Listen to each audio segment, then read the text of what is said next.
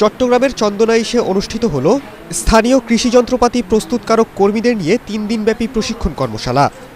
উপজেলার পশ্চিম এলাহাবাদ সুলতানপল্লী ১-এ যান্ত্রিক পদ্ধতিতে ধান চাষে খাবার যন্ত্রপাতি গবেষণা কার্যক্রম বৃদ্ধিকরণ প্রকল্পের আওতায় কৃষি যন্ত্রপাতি প্রস্তুত, নিরাপত্তা ও কর্মপরিবেশের ওপর এ কর্মশালার আয়োজন করা হয়।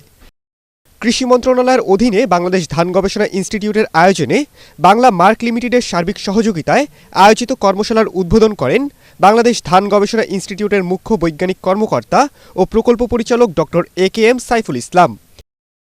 অনুষ্ঠানে আরও উপস্থিত ছিলেন বাংলা মার্ক গ্রুপের ব্যবস্থাপনা পরিচালক মোহাম্মদ রফিকুল ইসলাম, উপব্যবস্থাপনা পরিচালক মোহাম্মদ সিরাজুল ইসলাম, বিজনেস ডেভেলপমেন্ট বিভাগের সহকারী মহাব্যবস্থাপক শাহিদুর রহমান। কর্মশালায় কৃষি যন্ত্রপাতি উৎপাদন, গুণগত মান নিয়ন্ত্রণ, নিরাপত্তা ও কর্মপরিবেশের ওপর কৃষকদের আধুনিক পদ্ধতি নিয়ে প্রশিক্ষণ দেওয়া হয়। প্রশিক্ষণার্থীদের হ্যান্ড টুলসের ব্যবহার, ওয়েল্ডিং, পাইলিং, শক্তি সঞ্চালন, ড্রিলিং, গ্রাউন্ডিং বিশেষভাবে শেখানো হয়। এছাড়াও ছিল agro service, spare parts department, supervising, mechanical ও টেকনিক্যাল বিষয়ে উচ্চতর প্রশিক্ষণ। এ সময় অতিথিরা বলেন, আধুনিক ও প্রযুক্তি নির্ভর পদ্ধতিতে কৃষি উদ্ভাবনে এগিয়ে এলে বাংলাদেশ কৃষিতে বিপ্লব ঘটাতে সক্ষম হবে, যা দেশের খাদ্য নিরাপত্তাও নিশ্চিত করবে।